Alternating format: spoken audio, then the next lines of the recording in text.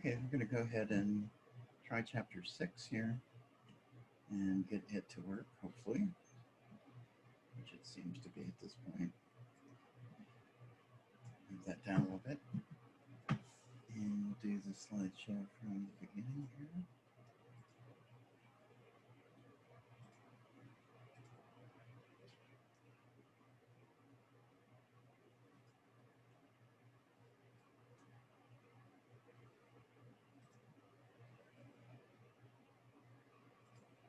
Here we go.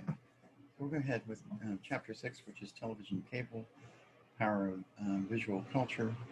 I'm going to go through this quickly for people who are remote. So one of the big things we noticed today is Netflix is definitely taking over. The first series was produced by Netflix in 2012. House Cards was one of the first ones that really, in terms of their own series. August 2017, Shonda Rhimes began to create new projects for Netflix. Then they planned for 2018. They finally spent about $8 billion on original TV shows and movies, and obviously a lot more today. Expects to have about 700 available programs in the future. We know this has changed even further in 2020. Stream about 80 new foreign language TV shows and movies at this point. Was sort of viewed as a disruptive force of TV and cable programming. But however, the production schedule really does promote quality, and there's fewer shows, but more times for each show to take place in production and in viewing. So that's actually a good thing. So how did we get to this point? The early innovations in TV technology, number one would be the cathode ray tube, which is also used in, again, movies. We had a lot of this radio, all these things were connected to the cathode ray tube, which was developed at that point. It combined the principles of camera and electricity. The scanning disc was really developed in the 1880s, developed by Paul Nipkow. This is another good one for the objective test. Separated pictures into pinpoints of light that could be transmitted into a series of electronic lines. So the big leap forward was when we got into the era of the radio again, and the same players with RCA was involved, and some of the big ones again at the time had already been involved in radio, and they wanted to make the leap to television too. So RCA sued Farnsworth over Zorkin's iconoscope patent, which iconoscope was eventually used in the 50s. But they lost the license, and they had to license patents from Farnsworth. So there was a big thing back and forth between the two. And the other big difference was the analog versus digital. And again, the technological standard based on radio waves was analog, which again is not as good quality in terms of what we did when we moved into digital later. So the standard was adopted in 41 for analog, and again, you had lines, the two projected lines across the screen, how many lines per inch was what you would actually get in terms of the quality.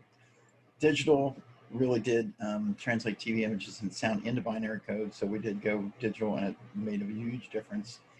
Standard was adopted in 2009, and again, increased channel capacity, improved image quality, sound quality, both. We had a TV licensing freeze up until 1952, and then finally that broke, and they decided to open it up in terms of the broadcasting licenses per se. And then RCA had the first successful color broadcast system in 1954, but we really didn't see that in homes until later into the early 60s. So to have a color TV in the late 50s would have been pretty expensive. People were still buying the original first black and white TVs at that point. So the other thing was how did we control the content? A lot of the content did come from radio shows that converted to TV. So again, the early television pros, that they had like a single sponsor like Procter & Gamble or Tide Soap or Chevrolet or some of the things that I had shown in class. They made programs longer, which raised the cost and forced advertisers out in terms of multiple advertisers. The other type of programs that helped networks gain control over content was the magazine format and then TV spectaculars, sort of the shows like Red Skeleton, those kind of things. Dinah Shore comes to mind, some of the other ones where they were really, it helped because people came pretty much used to particular programming that was on particular times. And again, they had the same sponsors, so that really was all in the 50s that a lot of this really started. So the other thing that happened in the 50s was the rise and fall of the quiz shows. The prime time was between 8 and 11. They had the largest audiences and the highest advertising rates that the networks could actually obtain. They were cheap to produce, but then they often became rigged, and that was part of the problem in the late 50s. And there was a really cool movie produced called Quiz Show that might be worth watching if you want to see it. It's on probably Netflix or YouTube. It was dropped by the networks amid the allegations of being fixed. And again, the impact of the quiz show scandals really did sort of end sponsors' role in creating the content. So they were supposed to stay separate from the production of the actual TV show. It also undermined Americans' expectation of the democratic promise of the television, which, we didn't want it to become rigged and everything seemed like it was fixed. But it did magnify the division between high and low culture attitudes towards television at that time, too. So the development of cable really, the network era was between the 50s and 70s, and then networks gained control over TV's content. And then we got into cable in the early 70s, which CIT, which stood for Community Antenna Television, that would be a good one to remember for a test, was the first small cable system. So it originated where mountains or tall buildings block TV signals. So if you're in a mountainous area, you would have a television on top of an antenna on top of a hill, and again, it would beam down the signals to that antenna and then out into the cable system. So Hamilton had one on the top of Eaton Road Hill when our first cable system, TCL, started in 1972. So I can remember when that actually happened. The big advantages were it eliminated the over-the-air interference, much better picture, and it increased the channel capacity, which at that point I remember getting 30 channels from maybe 10, and that was a huge leap. So the wires and satellite behind the cable television, Telstar launched in 1960, so it was one of the satellites that they put in the geosynchronous orbit, so you can actually bounce signals off it to antennas on the ground. So the head end would relay each channel along its separate line, and then the signals delivered through trunk and feeder cables. So there was an interesting mix when we got that, because then we could actually have broadcasts pretty much content across the country too, because you can actually bounce the signals and stuff. So that made a big difference in terms of the location of the networks. We're usually New York or California too. It also provided narrowcasting, which provided a specialized programming for diverse and fragmented groups. And we got into that even more so with cable. Obviously today we've leaped to a giant leap into narrowcasting at this point. Here's an example of a basic cable system. So you can see the downlink, satellite, the uplink, the source of the programming, a distribution plant, amplifiers, feeder cable, and then the customer's line comes in. And again, they can receive over the air antenna, or they also can receive from satellite too. So the downlink either way. And again, a lot of these cable systems become much more sophisticated through the years. There's no question the quality has improved. So everybody's familiar with this. Basic cables compose the local broadcast signals, 100 plus channels. The company pays each satellite delivered service per subscriber fee. So I pay $10 for my HBO or whatever. And then the superstations, which would be like WGN, WTBS used to be one, they were independent TV stations that were uplinked to satellite. So again, CNN was really one of the superstations too when it got started, because Ted Turner owned all that stuff. The premium cable services and premium channels, again, idea that there's no advertising. So you got Hollywood movies, original movie or series, HBO as an example with Game of Thrones, Showtime with Homeland, all your favorites in terms of that. And most people still have that, or now they are moving to streaming HBO too. So we're kind of making a leap with that direction from them being just on cable to streaming. The pay-per-view channels, again, exclusive programs, designated chars, recently released movies, one-time sporting events. I've never been big on that. I know there are people that actually do it and will rent movies as opposed to download streaming or whatever. For me, it's not a big thing, because I don't want my cable bill to go up, but I guess a lot of people still do it. The video on demand VOD is a service enabling customers to choose hundreds of titles and watch their selection whenever they want. So you can pause and fast forward. It's sort of ended the era of the local video store. I have a DVR, but I don't really use it very much since we've gone to streaming. So that's the other thing. I'm not sure why I'm paying for that, because I don't really use it.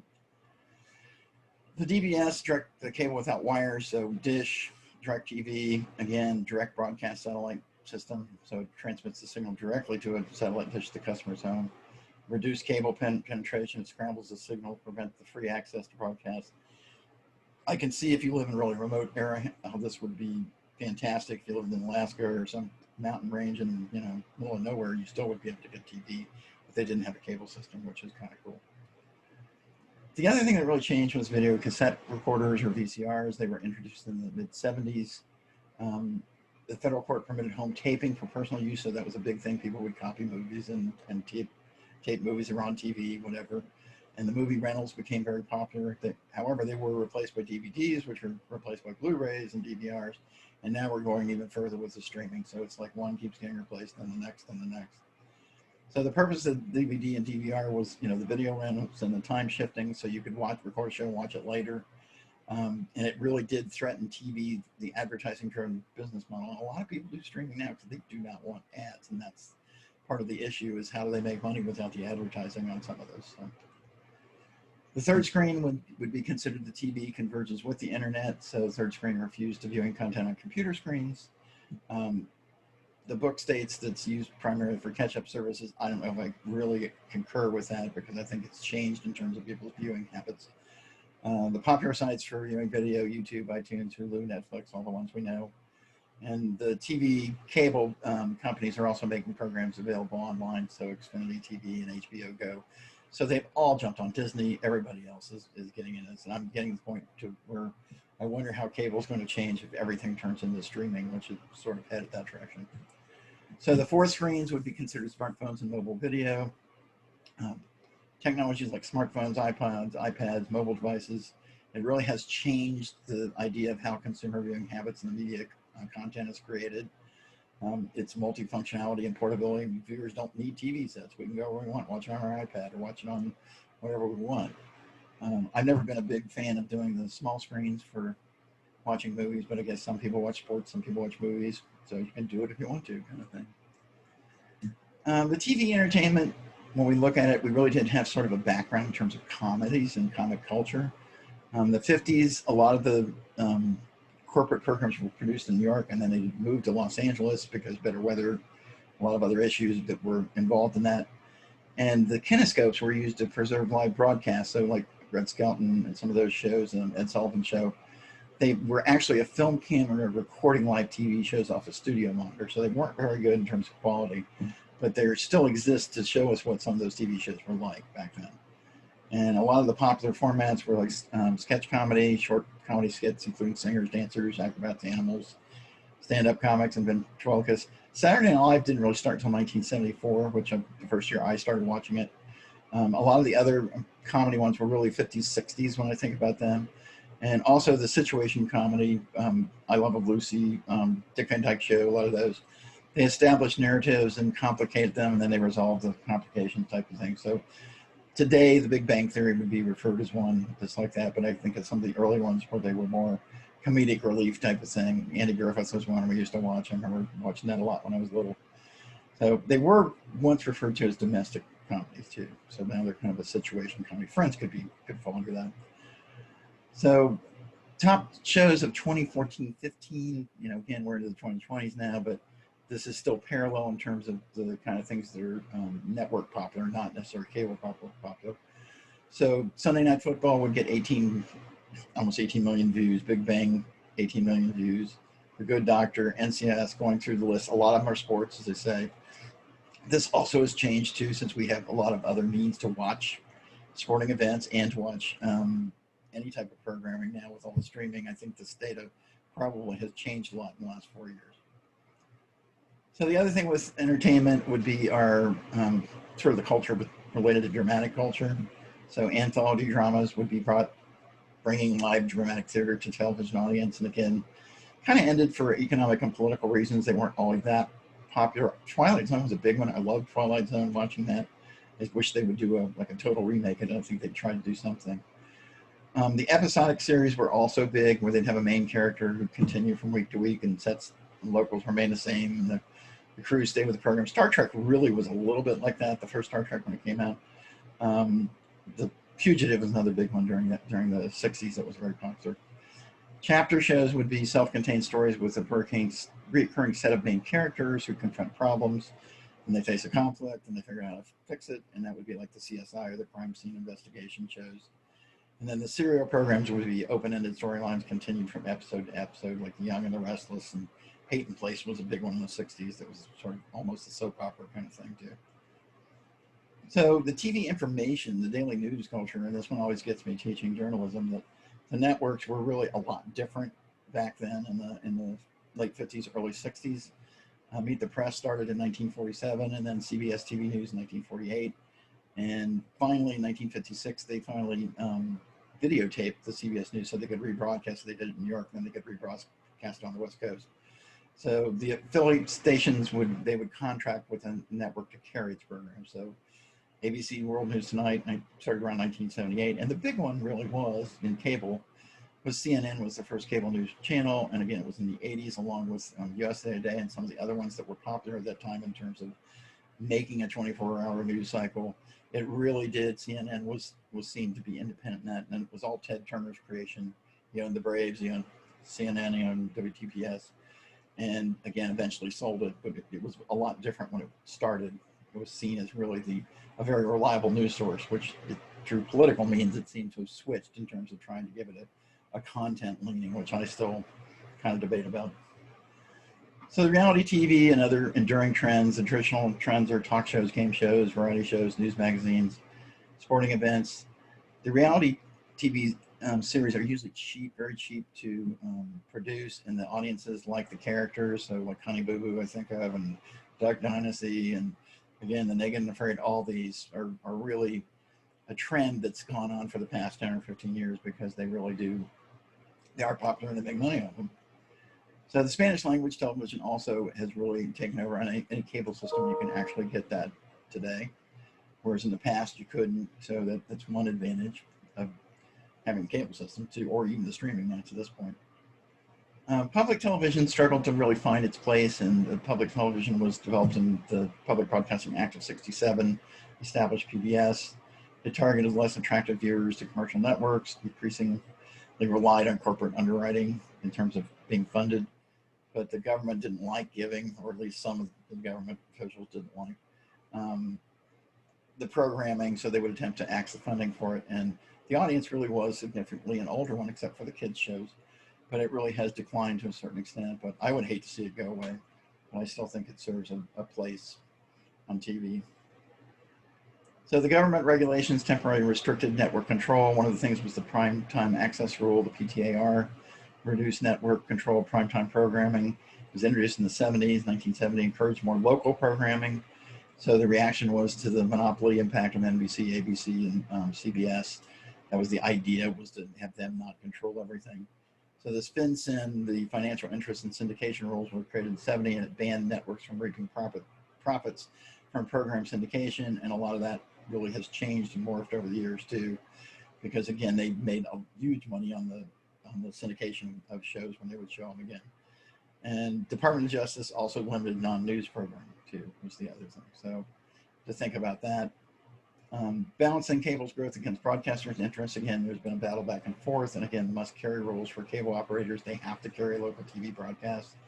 And the FCC requirements for the top 100 TV markets, they have to have access channels, so non-broadcast channels for dedicated local education, government, public. We have it with Hamilton's channel here. We actually do have a lot of that's used.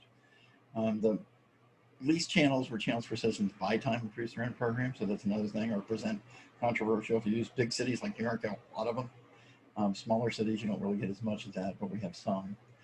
The electronic publishers, cable operators are able to choose which channels and content to carry. There was a big court case about that, Midwest Video case, that was famous in terms of them being able to pick and choose. And then the common carriers or cable systems providing services without getting involved in content. So that's always the rule of trying, are you creating content or not creating content, is an issue that goes along with this in terms of the cable companies.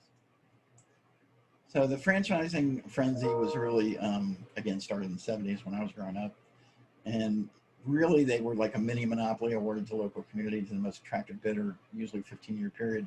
Again, we had TCL in Hamilton for a long time. Then finally, Time Warner at some point bought them out or overbid them. However, it worked in that time frame. I think it's been probably 20 years that Time Warner had it. And now we have Spectrum, which was bought out by Charter.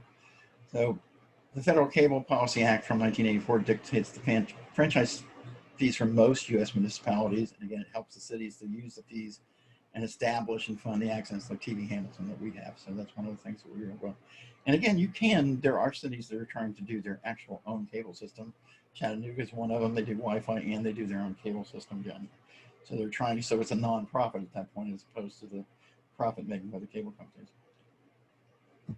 Another big one that remember test-wise is the Telecommunications Act 1996. It brought cable under federal rules, so the rules that had long governed telephone, radio, TV industries removed market barriers between phone companies and long-distance carriers and cable operators, reaffirmed must-carry rules and mixed impact really on cable customers. But it did affect some of the news thing and what you could actually own. And again, I always argue the case that, again, Fox was founded, news was founded right after this act came about, like 97, 98.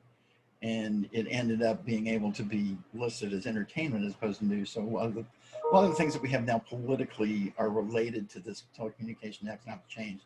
And even the Fairness Act back in 1988 was the other one that sort of changed the landscape of what people could put on TV without showing the other side or showing two sides of the story. And in some ways, I think that was really the negative aspects of this act really sort of have come to fruition. We can see them now in terms of what we have in terms of media. So the production of media would be two types of productions that be below the line, above the line. So in other words, you're either financing it before the show. So it's a deficit financing where the production company leases the show to the network cable for a license fee. The license fee is lower than the cost of production, and then the studios finance the deficit, and they hope they make money on syndication. So they're kind of like putting their money up front and waiting for the money to come in later is what it boils down to. Some of the less expensive programs are the news magazines and the reality shows, so they love doing those. That's why we see so much of it on there. I think of like that race car one where they race street racing, and I think of a lot of those the Monkey Garage, some of those kind of things. They really do make money on. They're very popular too. So the networks, anybody who's carrying them, and they are carrying on streaming too.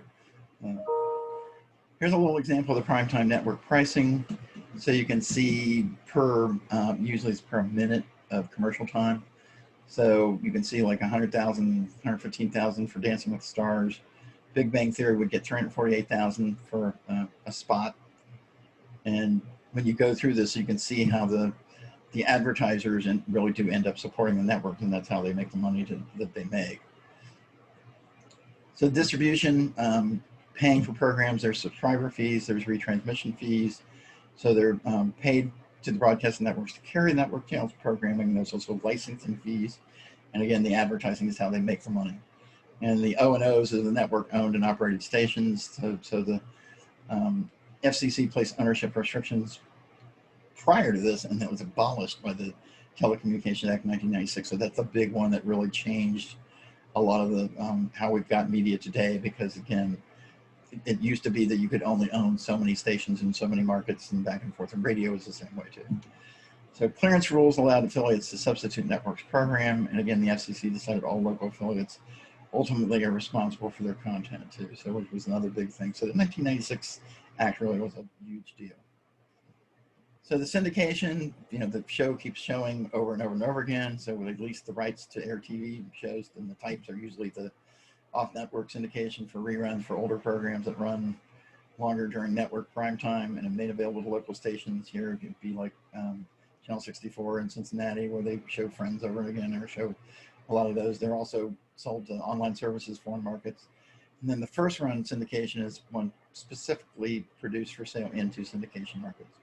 And then the evergreens are the old popular reruns. So like I Love Lucy, and again, any of those that are Dick Van Dyke, any of those that are shown, and they still make money on the, surprisingly, the syndication, the people that were in those shows probably are still getting residuals from that too. And the fringe time is the programming immediately before primetime schedule and following local evening news or late night talk show too. So anything after about 12:30 is usually considered the fringe time. And the other thing, when they do bid for these, there's usually a cash deal. The series go to the highest bidder. They air on one broadcast outlet per city in a major TV market, so they're not overlap. And they air on one cable channel service across the country. And then a cash plus deal, the distributors retain some sell national commercial spots too. But the barter deal is the syndicator is paid from the ad revenue, so they get a percentage. And again, the programs become more profitable. The syndicators repackage and lease the shows as cash plus, so they start, any way you look at it, they're making money at the bottom line on it. So the ratings and shares are based on a percentage of households tuned to a sample program.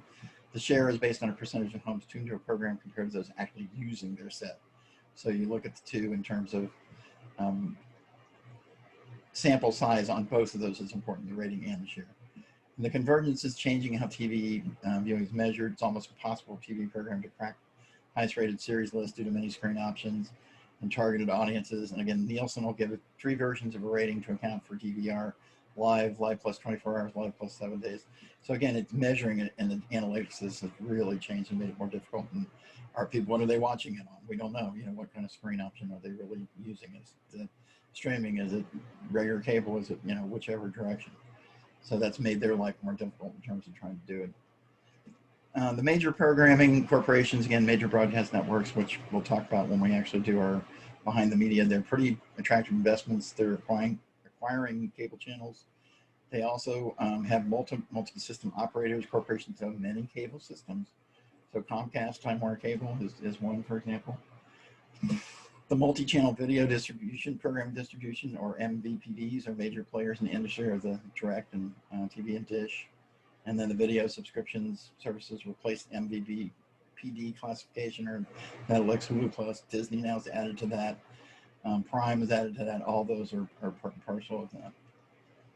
So the problem with the effects of the consolidation is the concern with merging telecommunications companies, and then do we have limited expression? Is there price fixing? And again, the industries want to try to buy up struggling companies to keep them afloat. So we get back and forth on this. Is it really good to have big companies or smaller companies? And I think the jury's still out on that too, in terms of the content being controlled by the company that actually owns it. So the smaller cities, these alternative voices they talk about, are challenging cable systems by building their own. Again, Chattanooga is one I referenced. There are more than 2,000 now exist in the U.S., and they are nonprofit. They're less expensive for the cable subscribers. So instead of spending maybe $200 a month, you might spend 50 or 100, and that's a big savings for a lot of people. I think the shift to streaming is really going to hopefully make the competition and the cable prices go down. I would hope, but I don't know how that's going to all pan out at this point. So again, when you think about sort of an essay question, television, cable, and democracy, in its heyday, it carried the promise of reach everybody in all segments of society. The convergence sort of potentially de-emphasize the idea that we're all citizens of part of a larger nation and world. But still, TV is a gathering place for friends and family. In the future, it's going to be serving smaller rather than larger audiences. And again, the narrowcasting and all the options that we have are really changing the dynamic of how TV and cable interact and how we really view, what Hollywood produces and what we produce in television. So, all right, that's the end of chapter 6.